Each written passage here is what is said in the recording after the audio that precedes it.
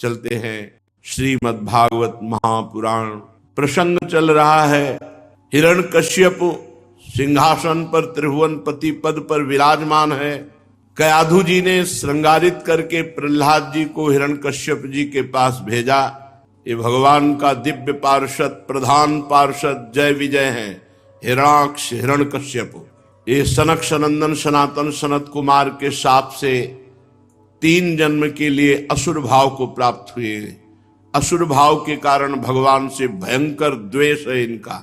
प्रहलाद जी को गोद में बैठाला और पूछा, तुमको क्या प्रिय लगता है, क्या चाहिए, तुम्हें सबसे अच्छी बात, अच्छी वस्तु क्या है? पहली बार में बताया था भगवान श्री हरि का आश्रय, हरि शरणम सबसे बढ़िया ये हमें लगता है। चंडामर्क को कठोर आज्ञा दी कि हमारे बच्चे की बुद्धि कुसंग से युक्त हो रही है, इसको ठीक पढ़ाई जाए। दूसरी बार जब गोद में बैठाला पूछा तो उन्होंने कहा, हमको सबसे अच्छी बात लगती है श्रवणम कीर्तनम स्मरणम विष्णुर्पाद सेवनम अर्चनम वंदनम दास्यम सख्यात्म निवेदनम। भगवान श्री हरि की ये नवधा भक्ति। बहुत जोर से हंसा और कहा कि ऐसे देखे जाते हैं जो मित्र के रूप में शत्रु का काम करते हैं। संडामर्क, तुमने जरूर हमारे बालक की बुद्धि कुसंग से युक्त कराकर बदल दी, जो हमारा दुश्मन है उसके प्रति। उन्होंने कहा, नहीं सरकार, हमें क्षमा कीजिए, हमने कोई गलती नहीं की। हम जो आपने आज्ञा करी, राजनीति, काम नीति, ये सब पढ़ाया है हमने, कहीं इसको ऐसा नहीं पढ़ाया। इसी से पूछ लो। प्रहलाद से पूछा, तेरी ऐसी बुद्धि कैसे हो गई? तो प्रहलाद जी ने कहा, मेरी मति जैसी भगवान श्री हरि में सिखाने पढ़ाने से नहीं होती। जब तक अकिंचन भगवत प्रेमी महापुरुषों की चरण रज का सेवन न हो तब तक ऐसी मति नहीं होती। नैसाम मतिस्तावद रुक्रमांगिम स्पर्शत्या अनर्थापगमो यदर्था मह्य शाम पाद रजोभिषेकम निष्किंचना नाम नवरणीत यावत। महान श्री नारद जी की कृपा से ऐसी स्थिति प्रहलाद जी की ये आकांक्षणी स्थिति है। भक्तजन इसकी आकांक्षा करते हैं। उठा के पटक दिया हिरण्यकश्यप और दैत्यों को बोला, मार डालो इसको, मुझे ऐसा पुत्र नहीं चाहिए। शरीर का कोई अंग यदि पूरे शरीर को नष्ट करता हो तो कटवा देना चाहिए। ये हमारे वंश का विनाश करने वाले हरि से प्रीति करता है, मार डालो इसको। बड़े बड़े अस्त्र शस्त्र लेकर दैत्यों ने प्रहार किया, खरोच भी नहीं आई। पहाड़ के नीचे दबाया गया, कुछ नहीं मिले। समुद्र में डुबाए गए, कल आपने सुना, सर्प से डसाए गए, विष पिलाया गया, जान लेने वाली गैस में उनको बंद कर दिया गया गड्ढे में डाल करके। फिर अंततोगत्वाद बहुत सब करने के बाद फिर होलिका दहन लीला हुई। उसमें भी प्रहलाद जी का रोम भी नहीं झुलसा, होलिका पधार गई। बहुत डर गया हिरण्यकश्यप। 5 वर्ष के प्रहलाद भक्त से त्रिभुवनपति महान तपस्वी बलशाली, जिसके डर से देवता हर समय कांपते रहते हैं, वो भयभीत हो गया और उसने सोचा, एष में वह साधुक्तो बधोपायाश्च निर्मिताः तैस्तैर्द्रोहै रसद्धर्मैर्मुक्तः स्वेनैव तेजसा। मैंने इसको कितना मारने का प्रयास किया पर ये मरा ही नहीं। मैं इससे द्रोह कर रहा हूं और ये बिना किसी सहायता के अपने आप बचता चला जा रहा है। अवस्था इसकी 5 वर्ष की और ज्ञान इसका बहुत पुराना। निशंक, निर्भय, कोई सोच नहीं इसमें, हो न हो ये मेरी मृत्यु का कारण बने, सोच रहा हिरण्यकश्यप। ये बालक होने पर बहुत समझदार है, अवश्य इसके विरोध से लगता मेरी मृत्यु संभव है। चेहरा उतर गया हिरण्यकश्यप का, भयभीत हो गया। शुक्राचार्य के पुत्र संडामर्क जी हिरण्यकश्यप से कहा, मैं एकांत में मिलना चाहता हूं। एकांत में मिले। कहा, स्वामी आप चिंता करते हैं, अरे आपने अकेले त्रिभुवन पर विजय प्राप्त कर ली। आपके भौं टेढ़ी करने पर लोकपाल कांप उठते हैं। हमारे देखने में तो कोई चिंता की बात नहीं है, आखिरकार आपका ही बालक है, थोड़ी बुद्धि बिगड़ गई है, ये आपकी बुराई तो नहीं कर रहा, आपको मारने का प्रयास तो नहीं कर रहा, आप ही तो प्रयास कर रहे हो, आप चिंतित क्यों हैं? ऐसा किया जाए, इसे वरुण पास से बांध दिया जाए और हमारे भगवान शुक्राचार्य जी पधारेंगे और वो अपने मंत्रों से इसकी बुद्धि को बदल देंगे, ये सुधर जाएगा, आप चिंता मत करो। हिरण्यकश्यप ने कहा ठीक है, गुरुपुत्र की सलाह मान ली। अब वरुण पास से बांध करके संडामर्क जी ले गए। भक्त कभी भयभीत नहीं होता किसी भी परिस्थिति में, जो भयभीत होते उनको अभी भगवान का भरोसा नहीं। अब वहां उनको काम का उपदेश, गृहस्थ धर्म संबंधी बहुत से उपदेश दिए जाने लगे। प्रहलाद जी बहुत नम्रता से प्रयोग आते हैं, चाहे संडामर्क जी हो चाहे शुक्राचार्य जी हो, सबसे नम्र प्रयोग। मन में सोचा इतना विरोध, पिता गुरु सब विपक्ष में, क्या मेरे हरि की भक्ति में ऐसा विरोध होता ही रहता है?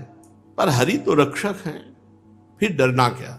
एक दिन अवसर मिला, ये संतों से कथा सुनी, ऐसे ही अकेले चिंतन करते हुए जा रहे थे तो एक जो कुंभकार पात्र मिट्टी के बनाते हैं, तो उनकी पत्नी बाहर बैठी हुई रो रही थी, हाय मैं क्या करूं, मेरी बुद्धि मारी गई। प्रहलाद जी ने कहा क्या हो गया? बोले 2 बिल्ली के बच्चे थे और मुझे ध्यान नहीं रहा, एक माट में थे और वो माट आवे के बीच में रख दिया और उसमें आग लगा दी। अब तो भगवान ही बचा सकते हैं, दूसरे किसी की सामर्थ्य नहीं। तो आग के बीच में रखे हुए बच्चे, तुझे विश्वास है भगवान बचा दे? पक्का। कब खोलेगी? कल, जब मैं आऊं तब खोलना। प्रहलाद जी गुरु जी के यहां से जब अध्ययन से छुट्टी मिली तो सीधे वहां गए। आवा खोला गया, सब मटकियां पक चुकी थी, लेकिन जिसमें बिल्ली के बच्चे थे उसमें आंच भी नहीं लगी थी। प्रहलाद जी बार बार भगवान को ऐसे मेरे कृपालु भगवान सबकी रक्षा करते हैं जो भगवद आश्रित होता है। अपने स्वामी प्रभु श्री हरि में पूर्ण निष्ठावान, पूर्ण निर्भय श्री प्रहलाद जी, जो भोगों में रत हैं उनको तो भोग की बात अच्छी लगती, पर जो भगवान में रत है उनको विश्वत लगती है। यहां एक आचरण भक्त का शिक्षास्पद प्रहलाद जी दे रहे हैं कि अपने घर में भक्ति कर रहे हैं, हम घर वाले विरोध कर रहे हैं, तो हमको ऐसे रहना है जैसे प्रहलाद जी, बिल्कुल रुचि नहीं रही बातें पर शांत बैठे हैं, पढ़ते नजर आ रहे हैं और बिल्कुल नहीं रुचि रही। ऐसे ही घर की बातें बिल्कुल ना रुचे, उनकी विरोध की बातें बिल्कुल ना रुचे, पर अपने को शांत रहना है, अपनी भक्ति को छुपा के रखना है, अपने को विरोध भाव वहां प्रकट नहीं करना। प्रहलाद जी ने यहां अभी तक कोई विरोध नहीं प्रकट किया, इतना मारपीट इतना सब, प्रहलाद जी ने कोई विरोध प्रकट नहीं किया। एक दिन गुरुजी गृहस्थी के काम से कहीं बाहर चले गए, छुट्टी मिली। प्रहलाद जी ने सब असुर बालकों को बुलाया, बुलाकर पास बैठाला और मधुर वाणी में हंसते हुए कहा।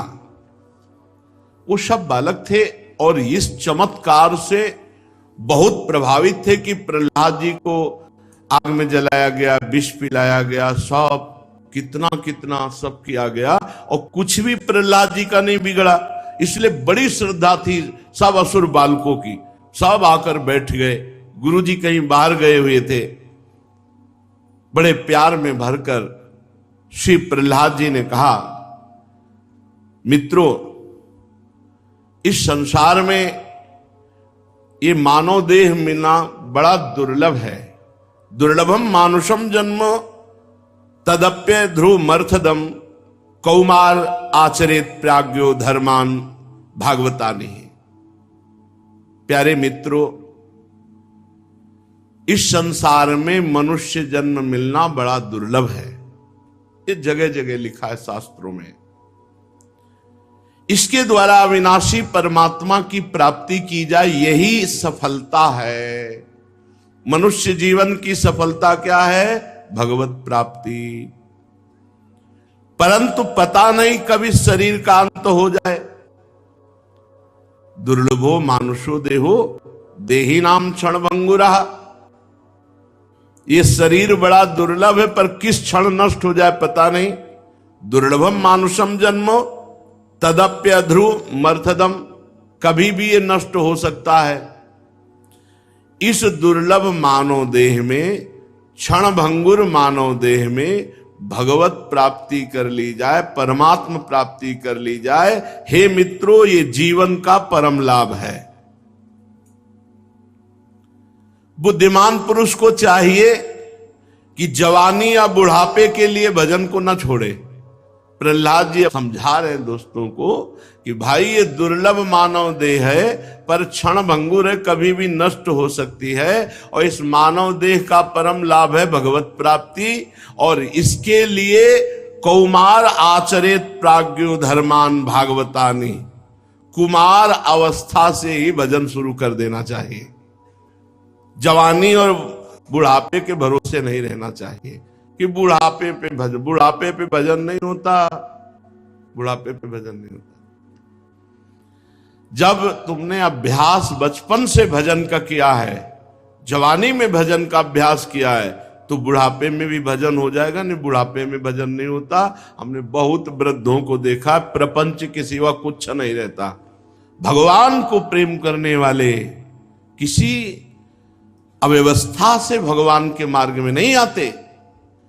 जब तक भजन नहीं तब तक, हम इसीलिए कहते हैं मत बनो बाबा जी, यार बेईमानी की जरूरत नहीं है, मेहनत करो, 500 रुपया लेबरी के मिलते हैं, घर परिवार का पोषण करो, राधा राधा जपो, भगवान की प्राप्ति हो जाएगी।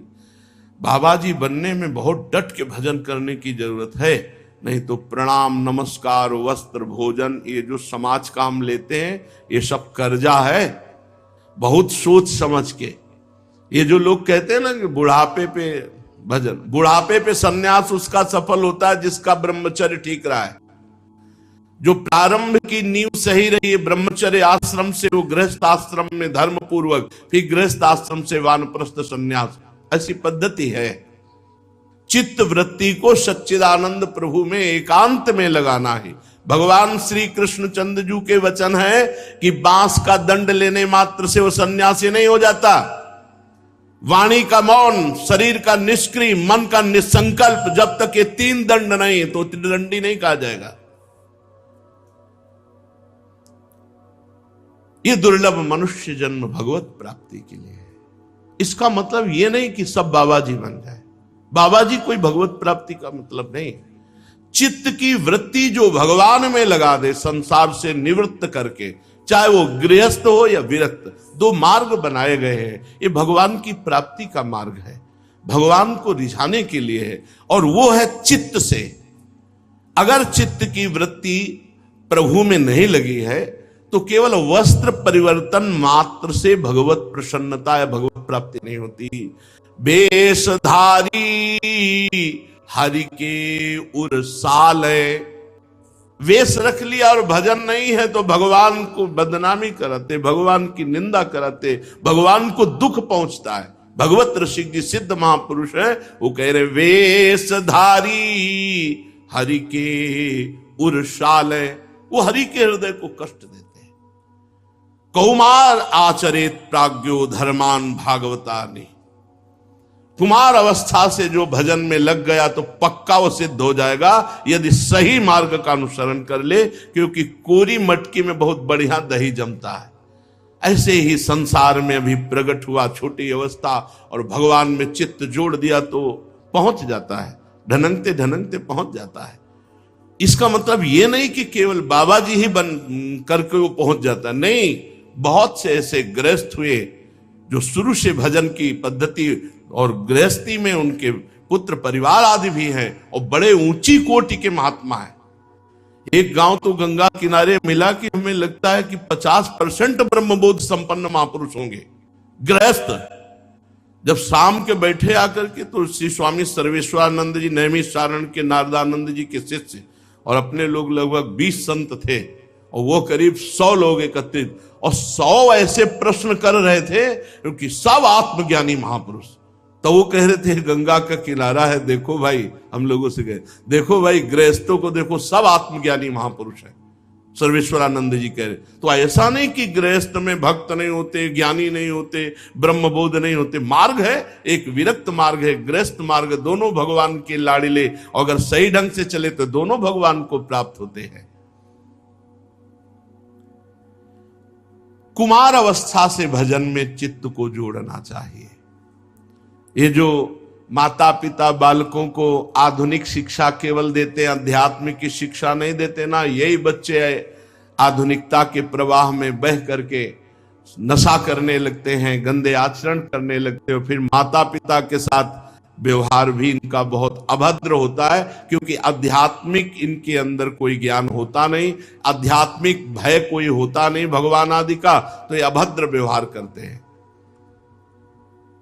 छोटे छोटे थे, माता पिता देखो सुबह सुबह उठकर पहले धरती माँ के पैर छुओ, हमारे छुओ, पिताजी के छुओ, और ऐसे हाथ करो, और ऐसे चूमो हाथ को, कराग्रे वस्ते लक्ष्मी कर मध्य सरस्वती, ये सिखाया गया प्रारंभ में।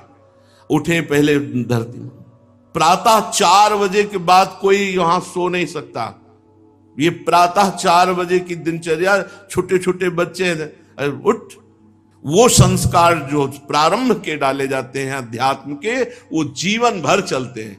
अब जीवन भर का अभ्यास है, पहले उठो, अब तो वृंदावन है, वही वहां धरती माता की जय थोड़ी बोल ली है, वृंदावन भूमि को प्रणाम, जैसे गुरुजनों को प्रणाम, आचार्य इष्ट इन सब की वंदना करके वो संस्कार। प्रातः कालीन जिनकी दिनचर्या ठीक है, उसका जीवन पूरा ठीक हो जाएगा, ध्यान रखना, पूरा जीवन। ये जो 9-10 बजे तक सोते हैं, भगवान कृपा करें, इनकी बुद्धि शुद्ध करें। सूर्य भगवान उदय हो गए और सो रहे हैं, कोई दिनचर्या नहीं। अब 10 बजे क्या दिनचर्या होगी? हमें तो मतलब 10 बजे तो हम लौट जाते हैं दिनचर्या करके, रात के 12 बजे से और दिन के 10 बजे तक दिनचर्या ये चल रही, फिर 10 बजे तो लगभग लौट जाते हैं यहाँ से। फिर वहां प्रसाद पर हमें लगता है जब उनके जगने का टाइम आता है तब यहाँ ध्यान का विश्राम शुरू हो जाता है। कौमार आचरित प्राज्ञ, ए भाई मनुष्य जीवन बहुत अच्छे अच्छे संस्कार अपने में भरो भगवत प्राप्ति के लिए, भगवत प्राप्ति के लिए। यथा ही पुरुषस्य विष्णु पादोपसर्पणं यदेश सर्वभूतानां प्रियात्मेश्वरः सुहृत्। बहुत भगवान की विचित्र माया है, जीव को भगवान अवसर देते हैं भजन कर लो। अब मान लो पति पत्नी बच्चा नहीं, अरे बहुत बढ़िया यार, बोले वो नहीं गृहस्थी में होना चाहिए, तो गोपाल जी को मान लेना, प्रिया प्रीतम को मान ले और भजन कर, तेरे सब ऋण उऋण हो जाएंगे, भगवत प्राप्ति हो जाएगी, बढ़िया। वो चाहे धुंधकारी मिले पर चाहिए जरूर, हाँ वो चाहे रोज पीटे पर चाहिए जरूर। श्री वामदेव जी महाराज अपनी मंडली के साथ भ्रमण कर रहे थे, बड़े सिद्ध महापुरुष थे।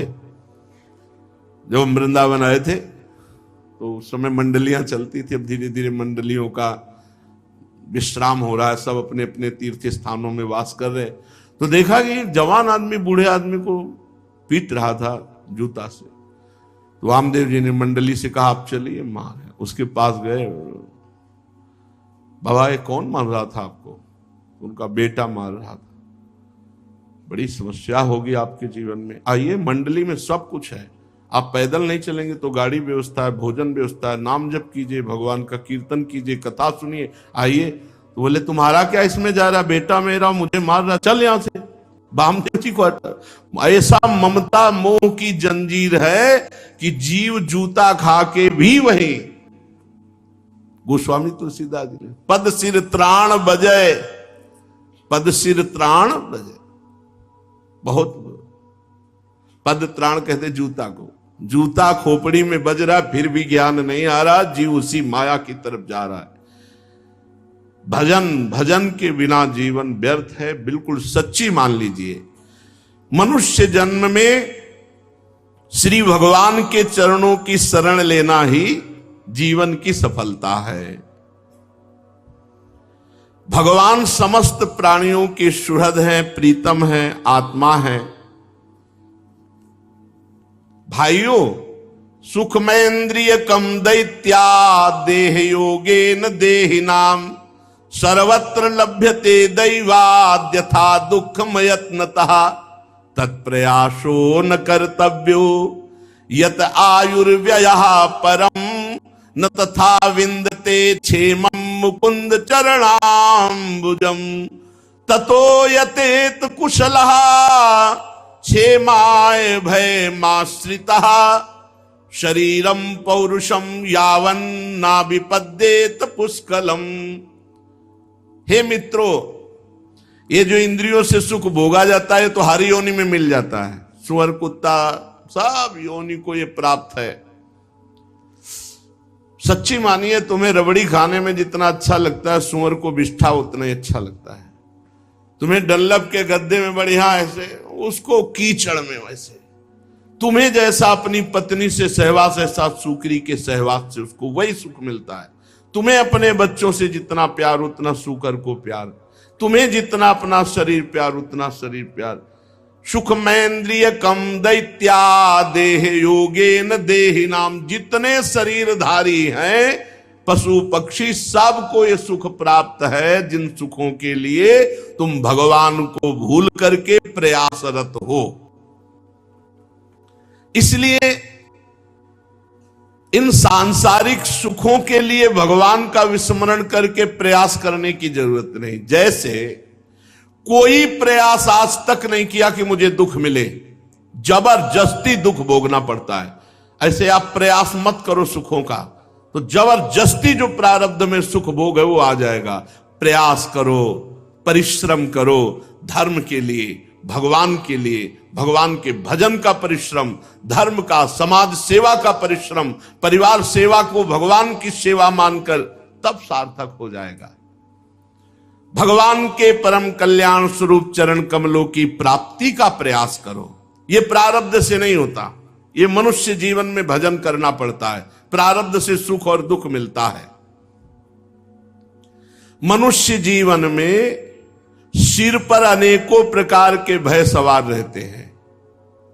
इसलिए जब तक तुम्हारा शरीर क्षेमाय भयमाश्रितः, जब तक तुम्हारा शरीर स्वस्थ है, रोग ग्रसित नहीं हुए हो, विपत्ति ने घेरा नहीं, तब तक भजन का अभ्यास कर लो। नहीं, रोग विपत्ति दुख में फिर भजन नहीं होता। फिर तो बस आहा निकलती रहती। भजन में चित्तन, भजन का अभ्यास किया तो भजन होगा। बुद्धिमान पुरुष को चाहिए कि स्वस्थ अवस्था में जब तक शोक दुख विपत्ति नहीं घेरा तब तक भजन का अभ्यास कर लो, नहीं फिर भजन नहीं होने वाला। मनुष्य की पूरी आयु 100 वर्ष की है। पुंसो वर्ष शतम आयुष तदर्धम चाजितात्मनः निष्फलम यद सौरात्र्याम सेतेन्धम प्रापितस्तमः। मुग्धस्य बाल्ये कौमारे क्रीडतो याति विंशतिः जरयाग्रस्त देहस्य याति कल्पस्य विंशतिः। मनुष्य की पूरी आयु कितनी? 100 वर्ष की। जिन्होंने अपनी इंद्रियों के वश में होकर के मनमानी आचरण किए तो आधा जीवन तो उनका पागलपन में बीत गया। जो बीच का जीवन है जवानी वाला, इसमें एक बुखार चढ़ता है वासना का। यौवन ज्वर के नहीं बलकावा। जवानी में एक अंधकार छाता है अज्ञान और भोग वासना का। आधा जीवन तो चौपट हो गया उसी में। रात घोर तमोगुण अज्ञानग्रस्त होकर मुर्दे की तरह सोते रहना या भोग आदि में, आधी आयु तो बर्बाद हो गई। बचपन अज्ञान में व्यतीत होता है। बड़े भाग्यशाली घर के बच्चे हैं जिनको ये सिखाया जाता है, हनुमान चालीसा पढ़ो, शिव चालीसा पढ़ो, दुर्गा चालीसा पढ़ो, चलो रामायण पढ़ो, रामायण सुनो। कक्षा 5 में जब जाते थे तो तिलक लगा के त्रिपुंड, सुबह नहा करके इतनी चालीसाएं सब थी। उनका अध्ययन रोज पाठ करना। शाम के भगवान की ऐसी कृपा थी कि तखत पड़े थे, संतजन आते थे, भागवत की कथा, रामायण की चर्चा, और 10-20 बूढ़े बैठ गए और भगवत चर्चा। एक एक अक्षर ऐसी सावधानी से सुनते थे। 5, 4, 9, 4 और कक्षा पढ़ पाए, 9 तक, 9th साइंस साइड पास हुए, और मन में बस एक बात आ गई, मुझे भगवान की प्राप्ति करनी। भागो संसार से, भागो, भगवत नाम, भगवत चिंतन, भगवत आराधना। जब हमारे संस्कार प्रारंभ से डाले जाते हैं तब वो उत्तम कोटि के बनते हैं। अब बहुत कठिन है संस्कार मोबाइल वाला। बहुत सावधानी से गृहस्थी का निर्वाह करे तो गृहस्थ धर्म भगवत प्राप्ति कराने में समर्थ है। बाल्यावस्था तो खेल कूद पागलपन में कुछ ज्ञान होता नहीं। सही पूछो तो 20 वर्ष तक की अवस्था, जन्म से लेकर, वो एक विशेष ज्ञान का प्रकाश नहीं होता 20 वर्ष तक। और पीछे के 25 वर्ष बुढ़ापे वाले, उसमें भी स्मृति अगर वो सही ढंग से चला है तो स्मृति रहेगी, नहीं स्मृति डाउन, शरीर शक्ति एकदम गिरी हुई और बस वही प्रपंच, वही ऐसा। अगर भजन नहीं किया तो, सत्संग नहीं सुना, भजन नहीं किया तो बुढ़ापे में बुद्धि बहुत बिगड़ जाती है। 20 वर्ष पहले के और 25 वर्ष बाद के, ये बिल्कुल बेकार अवस्था। और जो बीच वाली अवस्था वो तो पहले ही बता दिए, एकदम उद्दंड अवस्था पागल वाली। बिरले कोई होगा जो 20 से लेकर के 50 तक पाप की पोटली ने तैयार कर लिए हो। बहुत गंदा बुद्धि में विचार आता है इस अवस्था में। अगर संभाल पावे तो संभाल पावे। जीव इतना उलझ जाता है भोगों में कि क्या कर्तव्य है, क्या कर्तव्य है, इसका ज्ञान ही नहीं रहता। आधी आयु तो सोने में चली गई। दिन में जो चेष्टाएं हैं वो कर्तव्य का ज्ञान ना होने के कारण, तो बाल्यावस्था व्यर्थ गई, बुढ़ापा व्यर्थ गया, जवानी में पागलपन, पूरी जिंदगी कब भजन करोगे? प्रहलाद जी कहे कौमार आचरे। बाल्यावस्था से भजन में बच्चों को लगाना चाहिए। 5 मिनट राधा राधा नाम कीर्तन करो, अभी तुमको बाल भोग पवाएंगे। आज अगर तुम 5 मिनट नाम जप करोगे तो आपको ये वस्तु पाए। उनको प्रलोभन देना चाहिए, उनको भय और प्रलोभन दोनों से भगवान में लगाओ, देखो फिर महान बनेंगे। आज तक इतिहास साक्षी महान वही हुआ है जो ब्रह्मचर्य परायण और नाम जापक रहा, वही महान हुआ है। चाहे वो राष्ट्र सेवा में हो, चाहे समाज सेवा में हो, भगवत सेवा में हो। इसके जीवन में सदाचार नहीं, वो कुछ नहीं है। पूर्व पुण्य से चाहे वो राजा बन जाए तो भी कुछ नहीं है। मेरे मित्रों ध्यान दीजिए, प्रहलाद जी कह रहे जिसकी इंद्रियां वश में नहीं है ऐसा पुरुष कभी भी कितना भी भोग ले सुखी नहीं हो सकता। इंद्रियां वश में नहीं, चाहे जो भोग लो, कभी तृप्ति नहीं होने वाली। भूत के लड्डू हैं, चाहे जितना खाओ न तृप्ति। और खास बात है ना खाए तो जले और खाए तो जले। तो ना खाने वाला थोड़ी देर जलने के बाद शीतल हो जाता है, खाने वाला जिंदगी भर जलता है। घर गृहस्थी के भोगों को जिसकी इंद्रियां वश में नहीं है, भोगते भोगते बुढ़ापा आ जाए फिर भी तृप्ति नहीं होनी। माया की मजबूत रस्सी से अपने आप को बांधता जाता है। जहां छुड़ाने के लिए मनुष्य शरीर मिला था वहां अपने को और बांध दिया। चोर, सेवक, व्यापारी जिसे प्राणों से भी अधिक प्यार करते हैं, वो जान की बाजी लगाकर धन कमाने में जीवन व्यतीत करने लगता। भोग, धन। भला धन की तृष्णा को कौन त्याग सकता है? अज्ञान की इतनी बात की छोटी छोटी जगह में, छोटी छोटी वस्तु में, छोटे छोटे बंटवारे में, छोटी छोटी बातों में अज्ञान के कारण अमूल्य जीवन को नष्ट करके अपना जीवन नष्ट कर देते हैं। कोई कोई तो अपनी प्रीतमा पत्नी के एकांत से 5 वर्ष के हैं प्रहलाद जी, लेकिन संपूर्ण ज्ञान है। जैसे कोई ये सोचे कि भक्तों को ऐसा ज्ञान कैसे हो जाता है, गृहस्थी में तो गए नहीं। नहीं, देखो ये तो 5 वर्ष के पूरा ज्ञान है। कह रहे जब उसकी प्रीतमा पत्नी एकांत में मीठी मीठी बातें और अपने आप को न्यौछावर करके सहवास आदि, ऐसा बंध जाता है मन दोनों का, पति पत्नी का, इस स्नेह पास में ऐसा बंध जाता है छूटना मुश्किल।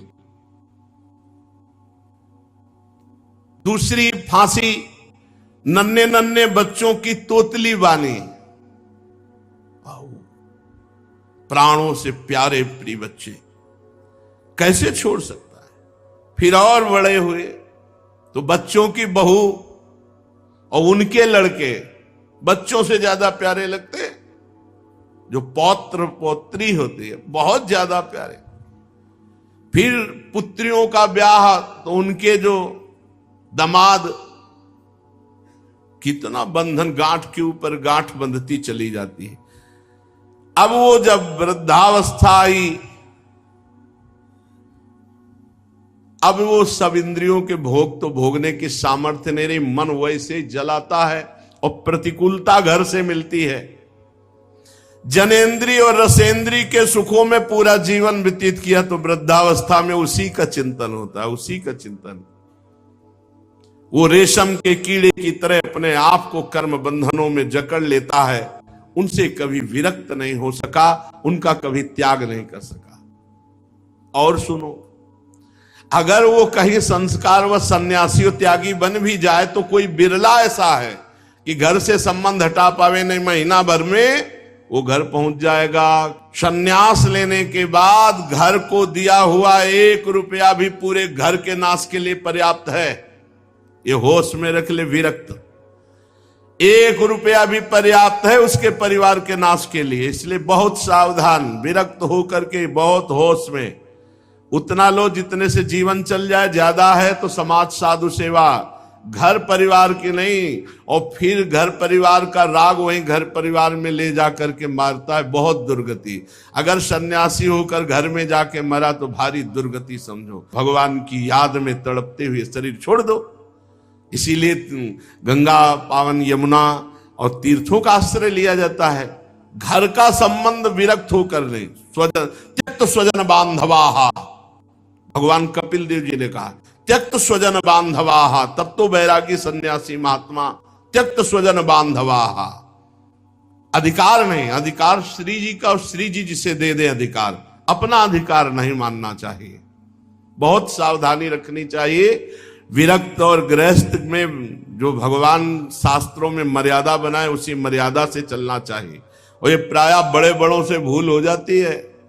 अपना उद्धार करने में असमर्थ बेचारा मोह की जंजीरों में फंस जाता, बहुत इस प्रपंच से बहुत दूर भगवान की प्राप्ति करने के लिए। गृहस्थ अपने परिवार का अगर कोई बाबा जी हो तो हमारी प्रार्थना भूल कर कभी उसकी वस्तु वस्त्र रुपया पैसा कभी भूल कर न ले लेना, तुम्हारा विनाश करके वो निकलेगा पक्का। बहुत सावधान, बहुत सावधान। अपने परिवार को विष देने से डरे। विरक्त साधक अगर एक भी वस्तु वस्त्र कुछ भी, वो विष की तरह काम करेगा जाके तुम्हारे परिवार में। ऐसा ना सोचे कि ये हमारी कमाई है, नहीं। तुम संत हो केवल तुम्हारे पोषण के लिए, या संत सेवा या श्री जी के लिए है। उसका परिवार का किसी भी तरह का पोषण या सुविधा उसका भोग नहीं कराना चाहिए। परिवार वाले अगर कभी आवे भी तो आप अपने पैसे का खाओ, आप अपने पैसे से रहो, और कुछ 100 200 500 जो धर्म के कमाए हो साधु सेवा में लगाओ, फिर जाओ तो तुम्हारा कल्याण होगा। अरे वो भजन कर रहा है तो तुम तो गृहस्थी में हो, तो तुम अपनी मर्यादा से रहो गृहस्थी में। ये थोड़ी कि तुम उसके संबंध से पैर पूजो और सुविधाओं का भोग करो। बहुत समझना चाहिए। इसलिए ततो विदुरात परिहृत्य दैत्या दैत्येषु संगम विषयात्मकेषु उपेत नारायण मादि देवम सामुक्त संगैरिषितोपवर्गः। हे मित्रों, ये विषयासक्ति छोड़ दो, आसुरी भाव को छोड़ दो। ये जो आसुरी भाव वाले लोग हैं इनको छोड़ दो। आसु कहते प्राण, जो केवल अपने प्राणों का पोषण, केवल अपनी वासनाओं का पोषण करने वाले आसुरी भाव वाले, इनको छोड़ दो। आदिदेव भगवान श्री हरि की शरण ग्रहण करो और जिन्होंने संसार की, परिवार की आसक्ति छोड़ दी, ऐसे महात्माओं का संग करो। साधुता की जो पद्धतियां हैं आचार्य परंपरा से बनाई गई हैं, दो ही पद्धतियां हैं, या तो बार रखा लेना, या तो हर 2 महीने, 4 महीने, 6 महीने में मुंडन करा लेना। ये कटिंग, सेटिंग, फिटिंग तो है ही नहीं। कह रहे उन संतों का संग करो, मुक्त संग ऋषितोपवर्गः, जो अपने परिवार, अपनी आसक्ति को त्याग चुके हैं, ऐसे भगवत प्रेमी महात्माओं का संग करो तो अपवर्गः, मोक्ष की प्राप्ति होगी। संत संग अपवर्ग कर, कामी भव कर पंथ। कामनाओं की पूर्ति चाहने वाला संत नहीं होता। जो निष्काम भगवत चिंतन परायण है वही संत है, चाहे गृहस्थी में हो चाहे विरक्ति में हो। मित्रों, भगवान के प्रसन्न करने के लिए कोई बहुत परिश्रम या प्रयत्न करने की जरूरत नहीं। प्रहलाद जी कह रहे, नारच्युत प्रीणयतो बह्वा यासो असुरात्मजा आत्मत्वात् सर्वभूतानां सिद्धत्वाद् हि सर्वतः। मित्रों, भगवान को प्रसन्न करने के लिए किसी भी विशेष प्रयास या प्रयत्न की जरूरत नहीं है, क्योंकि वे हमारी आत्मा हैं और वे सर्वत्र हैं और वे स्वयं सिद्ध हैं, पूर्ण काम हैं। उनको किसी वस्तु की कामना नहीं। ब्रह्मा से लेकर तिनके तक छोटे बड़े समस्त प्राणियों में हमारे भगवान विराजमान हैं। ब्रह्मा से लेकर तिनके तक पंचभूतों से बनी हुई वस्तुओं में भगवान विराजमान है। पंचभूतों में भगवान विराजमान है। सूक्ष्म तन मात्राओं में, महातत्व में, तीनों गुणों में, गुणों की साम्य अवस्था में, प्रकृति में, सब में भगवान विराजमान है। भाई यही बात समझ लो, इससे भगवान बहुत जल्दी मिल जाएंगे। हर व्यक्ति वस्तु स्थान में भगवान की भावना, और इसमें सिद्ध है प्रहलाद जी जो उपदेश कर रहे हैं, इसमें सिद्ध है प्रहलाद जी। अंतर्यामी प्रभु सब जगह विराजमान है। इस भावना से बहुत जल्दी भगवत प्राप्ति होती है। ये सबसे बड़ी यहां बात है और इसको दुर्लभ बात कहा गया है गीता में भी। बहुनाम जन्मनावंते ज्ञानवान माम प्रपद्यते वासुदेवा सर्वमित सा महात्मा सुदुर्लभा। जो सब जगह भगवान को देखता है, ऐसा महात्मा मिलना बड़ा दुर्लभ है। अब इसकी प्राप्ति के लिए तुम पहले अपने आसुरी स्वभाव का त्याग करो। दूसरों से सुख भोगने की लालसा, इसे आसुरी भाव कहते हैं। सब प्राणियों पर दया करो, क्योंकि सबके हृदय में भगवान विराजमान है। सबके हृदय में भगवान विराजमान है, इसलिए सबकी सेवा करो, आसुरी भाव का त्याग करो, दूसरों से सुख भोगने की लालसा, इसी से भगवान प्रसन्न हो जाते हैं। नाम जप करते हुए सब में भगवत भावना, दूसरों को सुख पहुंचाना, सुख लेने की चाह का नाश कर देना, ये नाम जप करेगा। इससे बढ़कर कोई साधन नहीं है। इससे भगवान प्रसन्न हो जाते हैं और कह रहे तुष्टे तत्र किमलभ्यम अनंत आद्य किम तैर्गुण व्यतिकरादिहि स्वसिद्धा धर्मादयः किम गुणेन च कांक्षितेन सारम जुषाम चरणयोरुपगायताम नः। और जिसके ऊपर भगवान प्रसन्न हो गए, कौन सी अब बात रह गई जो उसको नहीं पूरी हो जाएगी। जिसको भगवान मिल गए, भगवान प्रसन्न हो गए, तो अब क्या बाकी रह जाएगा। प्रहलाद जी कह रहे सबसे बड़ी साधना क्या है? सब में भगवान को देखते हुए सेवा करना, खूब नाम जप करना, किसी से सुख लेने की इच्छा ना रह जाना, इसी से भगवत प्राप्ति हो जाती है। और जिस पर भगवान प्रसन्न हो गए तो कौन सा ज्ञान, कौन सी वस्तु, कौन सी स्थिति बकाया रह जाएगी। लोक परलोक में धर्म अर्थ जो बताया गया है बिना प्रयास के सब कुछ आपको प्राप्त हो जाएगा जिस दिन आप भगवान को प्रसन्न कर लिए। देखो, हमको तो माया से कोई भी भय नहीं है, प्रहलाद जी कह रहे हैं। जब हम भगवान का चरणामृत का सेवन करते हैं, भगवान का नाम जप करते हैं और भगवान की लीला कथा सुनते हैं, तो अब हमको न मोक्ष की आवश्यकता और न मैं माया से भयभीत होता हूं। फिर ध्यान से सुन लो, जब हम भगवान का चरणामृत रोज पान करते हैं, उनका नाम जप करते हैं, उनकी लीला कथा सुनते हैं, कहते हैं, तो अब हमें मोक्ष की भी जरूरत नहीं है और हम इस माया से पार होने के लिए भी डरते नहीं हैं, क्योंकि हमारे पास चरणामृत है, नाम है और भगवान की लीला कथा। ये बहुत जोर की बात जब प्रारंभ में थे तभी ये बात बैठ गई थी। भगवान का नाम, जब भगवान की लीला कथा और भगवान का चरणामृत, तो रोज भगवान का चरणामृत कहां मिले? तो गंगा जी चरणामृत है ना। गंगम बारी मनोहारी मुरारी चरणच्युतम, बस गंगा जी का पान, गंगा जी का त्रिकाल स्नान, गंगा जी की ही रेत पे रहना, गंगा जी के किनारे सेवन, चरणामृत का पान, लीला कथा अमृत का पान, नाम जप। तो लीला कथा के लिए जहां कहीं गंगा किनारे संत महात्मा होते तो आश्रमों में कथाएं होती रहती है, और नाम जप निरंतर बहुत जोर का साधन है भगवत प्राप्ति के लिए। रोज चरणामृत का पान, चरणामृत न मिले तो ब्रज के बहुत से कुंड हैं, इनका किसी का भी जल ले लो, रोज 2 बूंद पाओ, ये चरणामृत है संतों का, भगवान का। यमुना जी, गंगा जी, ये सब महान पावन, नर्मदा जी, ये सब पावन करने वाले हैं। रोज चरणामृत और नाम जप और भगवान की लीला कथा सुनना, इससे बढ़कर कोई साधन नहीं भगवत प्राप्ति का।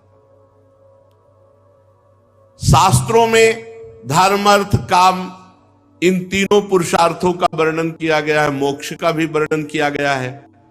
आत्मविद्या, कर्मकांड अर्थात कर्मयोग, आत्मविद्या अर्थात ज्ञान योग, न्याय, तर्कशास्त्र, दंड नीति, जीविका के साधन, बहुत से शास्त्र हैं। यदि परम पुरुष भगवान श्री हरि में आत्मसमर्पण नहीं हुआ, निरंतर भजन नहीं हुआ, तो प्रहलाद जी कहते हैं हम सब ये बेकार मानते हैं, हम सब बेकार मानते हैं। आपका ज्ञान, आपका कर्मकांड, आपका तर्क शास्त्र, दंड नीति और जितने शास्त्र ज्ञान है, उस सब का फल है भगवान श्री हरि में आत्मसमर्पण और निरंतर भजन। ये नहीं तो प्रहलाद जी कहते हम सब का सब निरर्थक व्यर्थ मानते हैं। ज्ञानम तदेत दमलम दुर्वापमाह, नारायणो नर सखा किल नारदाय, एकांतिनाम भगवत दकिंचनानाम, पादारविंद रजसाप्लुत देहिनाम स्यात्।